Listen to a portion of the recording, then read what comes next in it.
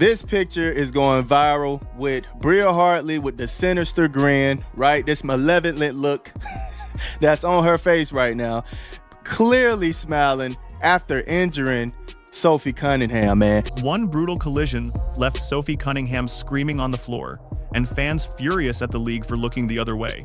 But what happened after that injury turned the entire game upside down. It happened fast. Bria Hartley lost her balance, stumbled, and went crashing straight into Sophie Cunningham's knee. The sound of the impact cut through the arena, and within seconds, Sophie collapsed, clutching her leg in visible agony. The crowd fell silent, players froze, and all you could hear was Sophie's scream echoing across the court. No foul, no whistle, no protection. The officials let play continue as she writhed on the hardwood. Fans in the stands couldn't believe what they were watching. Their starter was being carried off the court, and the referees didn't so much as blink. For Fever fans, this wasn't just an accident. It felt like the latest in a disturbing trend, a pattern of dangerous hits that kept piling up game after game. But this wasn't the first time Indiana had been left vulnerable. For Indiana fans, Sophie Cunningham's collapse wasn't just another injury. It was the latest strike in a chain of dangerous moments that left the team battered and furious. It started with Caitlin Clark. First, a reckless groin hit that sidelined her in mid-July. Then, an infamous eye poke from J.C. Sheldon that sparked outrage. And who could forget Marina Mabrey's shove that flattened Clark in front of stunned fans?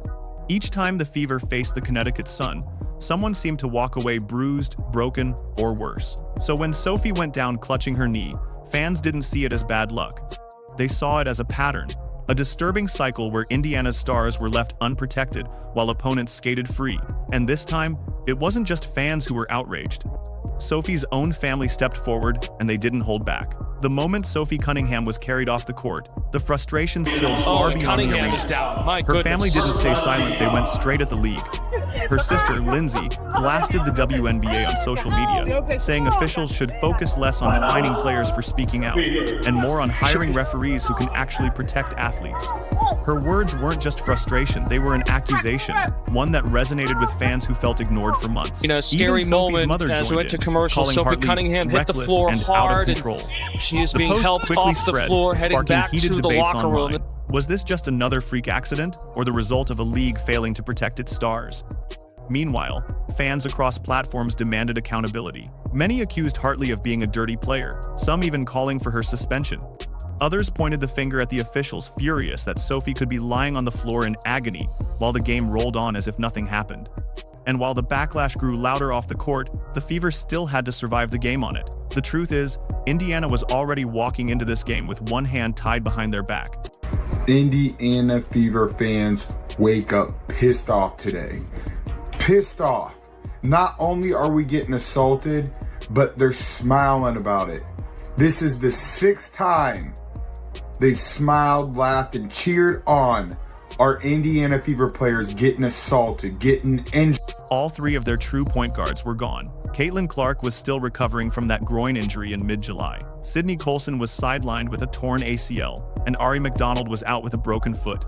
That meant no floor general, no playmaker, no natural leader to control the offense. Coach Stephanie White had to throw out her playbook and rebuild on the fly. Simple sets, basic actions just enough to survive.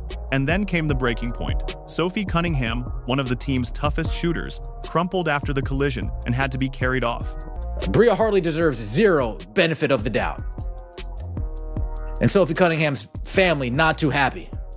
I believe the Fever weren't just short-handed anymore, they were gutted. Players who were never supposed to log heavy minutes were suddenly thrust into major roles. Substitutions became patchwork, rotations stretched thin. By halftime, it looked like Indiana was unraveling piece by piece. On paper, everything screamed defeat. The game should have ended right there. But what happened next wasn't just unexpected, it was historic. Because one player refused to let the Fever collapse. When the walls closed in, Kelsey Mitchell kicked them down. Quiet in the first half with just 4 points, she came out of the locker room with fire in her eyes. Every possession ran through her. Every matchup was a challenge she refused to lose. And by the end of the night, she had erupted for 38 points, tying her career high and marking the single best scoring performance in the WNBA this season. What made it even more shocking was the timing. Cameras caught Hartley's reaction after the collision, and what looked like a smile as Cunningham was helped off the court. That single image changed the conversation completely. making all kind of excuses to say that Bria Hartley is not a dirty player. Let me tell y'all something, man. Come on in here, man. Let me tell y'all something. If it quacks like a duck, walks like a duck, eats like a duck, it's a duck, man. Come on, man. She is the dirtiest player in the WNBA right now, winning the trophy. All right, winning the trophy for it. Don't sit here and try to tell me Bria Hartley is not a dirty player. 34 of those points came after halftime. Step-back jumpers in the fourth quarter, back-to-back threes that erased double-digit deficits, free throws under crushing pressure in overtime. Every shot carried the weight of the season. But this wasn't reckless gunning. Mitchell was surgical. 11 of 22 from the field, 5 for 8 from deep, and nearly perfect at the line. Listen, Sophie Cunningham was targeted, y'all. I'm telling you right now, Sophie Cunningham was targeted by Bria Hartley, and it just is what it is. It is what it is. I don't want to sit here and play games and act like, you know, she wasn't. She was targeted by Bria Hartley, and that's just the fact of the matter. And people can act like it's not all they want.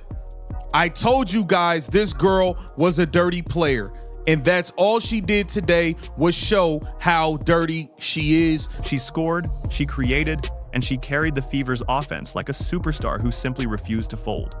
Even Caitlin Clark, watching from afar, couldn't hold back firing off just 2 words on social media, MVP Kells, and for a moment, that's exactly what she looked like. But even Mitchell's brilliance needed support, and what came next was just as shocking, a group of overlooked players rising from the shadows to deliver the fight of their lives. Now look, you can tell Bria Hartley, in my opinion, she launched herself into her knee. She did. And I've seen some of the reaction online, and guys, it's despicable. It really is. There's a lot of people celebrating this injury. And guess what? You can imagine who it is.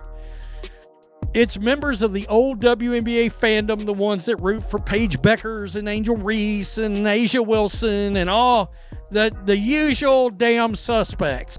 As unstoppable as Kelsey Mitchell was, she couldn't carry Indiana alone. The Fever's comeback wasn't built on one star, it was held together by a group of unlikely heroes who refused to back down. Odyssey Sims, signed on a hardship contract just to keep the roster alive, played like she had been waiting for this moment her entire career. 19 points, 7 assists, and a steady hand every time Connecticut tried to break Indiana's rhythm. Atkins, 7 to shoot. Cardoso rolls, catch. Cardoso over the top, can't get it. Reese fights for the rebound and a foul, and this time gets a little chippy and a shove on Nelson Adota. She broke the Suns' press, threaded passes through traps, and gave Mitchell the freedom to attack instead of survive. Aaliyah Boston, the rookie cornerstone, went to work in the paint. 14 points, 13 rebounds, and a franchise record 15th double-double of the season. She muscled through double teams, grabbed second-chance boards, and erased mistakes with clutch blocks. Her toughness under the rim was the backbone of Indiana's survival. Then came Natasha Howard, bringing pure muscle. 18 points and 9 rebounds, all built on bruising plays that kept the Fever from collapsing physically against Connecticut's size. Every time the Sun tried to bully their way back, Howard shoved the door shut. And just when the game hung in the balance, Lexi Hull delivered the dagger. With less than a minute left in overtime, she slid into the corner and buried the 3 that sealed Connecticut's fate. 8 points on paper, but 1 shot that broke their hearts. Even Brianna Turner, whose stat line didn't scream heroics, played suffocating defense that forced the Sun into mistake after mistake. Every stop she created gave Mitchell's buckets real meaning. It was a team effort in the truest sense. Star power mixed with grit, role players becoming game changers. A roster patched together by desperation suddenly looked unstoppable.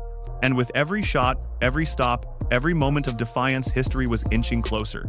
By the final buzzer, what Indiana had pulled off was nothing short of historic.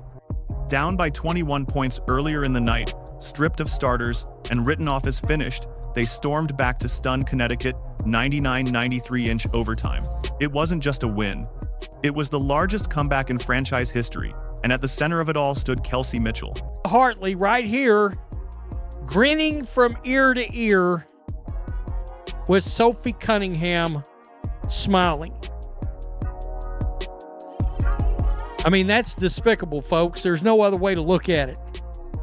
Yeah, how about this right here? That chick grinning after Caitlin Clark got slammed to the ground. And then this chick. I mean, really? Unbelievable. 38 points, tying her career high and putting her ahead of Tamika Catchings for the most 30-point games in Fever history. A performance so dominant, it forced everyone to say out loud what her teammates already knew: she belongs in the MVP conversation. But Mitchell's explosion was only half the story. An assassin! Kelsey Mitchell! Every game is a home game! Listen to the crowd in Connecticut. Final score in overtime. Fever 99, Sun 93. And Indiana completes the greatest comeback in franchise history. Sims's grit, Boston's double-double, Howard's strength, Hull's dagger 3, Turner's defense together, they created a miracle no one expected. A patchwork lineup became a nightmare for one of the WNBA's toughest teams. Indiana's playoff hopes, once on the edge of collapse, were suddenly alive again. Their record improved, their confidence surged, and the message to the league was undeniable. Even broken, this team will not quit. And the most dangerous part? They were still missing Caitlin Clark.